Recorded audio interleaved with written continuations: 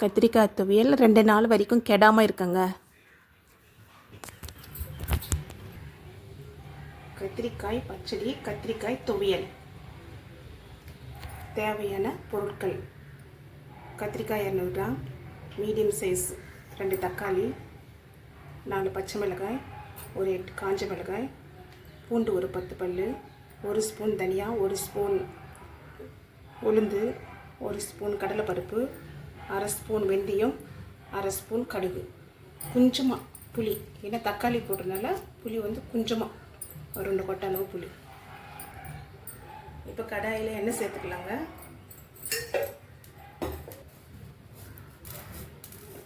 எண்ணெய் சூடானது, வெந்தயம் சேர்த்துக்கலாம்.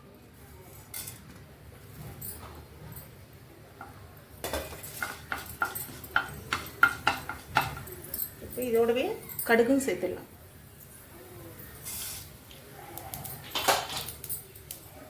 வெந்தயம் கொஞ்சம் செவக்காக வரணுங்க, அப்போ தான் டேஸ்ட் நல்லா இருக்கும்.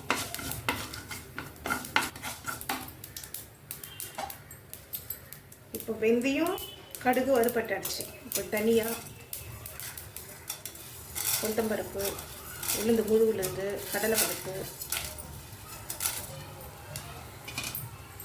எல்லாம் சேர்த்து ஸ்லோ ஃப்ளேமில் இதையும் வறுக்கணுங்க.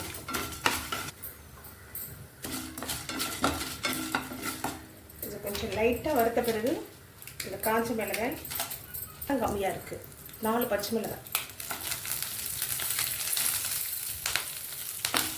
இதையும் சேர்த்து நல்லா கொஞ்சமாக வறுத்துக்கலாம். பூண்டு பல்ல இதில் சேர்த்துக்கலாம்.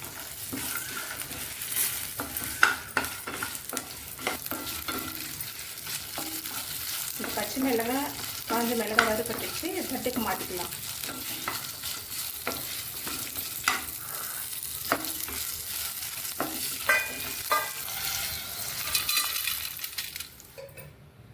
இப்போ கடாயில் 2 டேபிள் ஸ்பூன் எண்ணெய் ஊற்றிக்கணும்.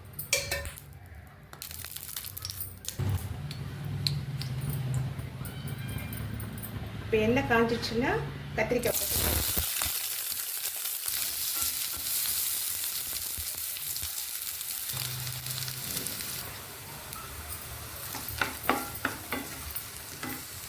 இது ஆப்ஷனல் இல்லைங்க, கறிவேப்பிலையும் போட்டுக்கலாம்,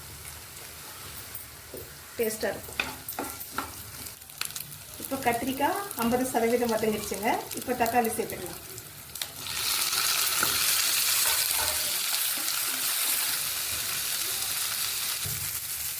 இப்போ இதில் 1/4 டீஸ்பூன் மஞ்சள் சேர்த்துக்கலாங்க. புளி இதில் சேர்த்துக்கலாம் கொஞ்சமாக, ஏன்னா 2 தக்காளி போட்டனால புளி கொஞ்சமாக தான் சேர்த்துக்கலாம். இப்போ இதை வதக்கணுங்க. இப்போ வதங்கிடுச்சுங்க. இது ஸ்டவ் ஆஃப் பண்ணிவிட்டு இது தட்டுக்கு மாற்றி ஆற வச்சுக்கிட்டு அப்புறமா மிக்சியில் போட்டுடலாம். மிக்சியில் சேர்த்து ஃபைனாக அரைச்சிக்கலாங்க. எல்லாமே தேவையான அளவு கல்லுப்பு சேர்த்துடலாம். இப்போ நைஸாக அரைஞ்சிடுச்சுங்க. இதில் தக்காளியும் கத்திரிக்காயும் சேர்த்து பல்ஸில் ஒரு 2 செகண்ட் வச்சா போதும்.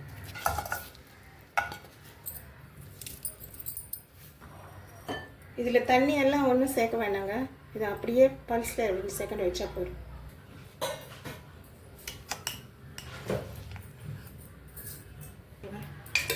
டேபிள் ஸ்பூன் எண்ணெய் சேர்த்துக்கலாம்.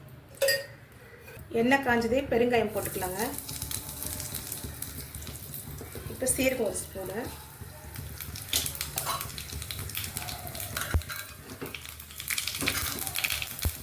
சீரகம் வடிச்சுட்டு கருவேப்பிலை,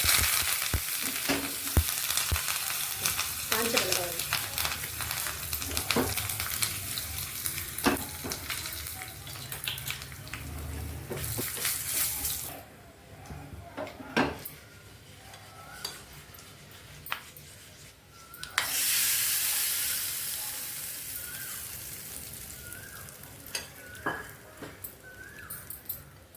இது 2 நாள் இருக்குங்க.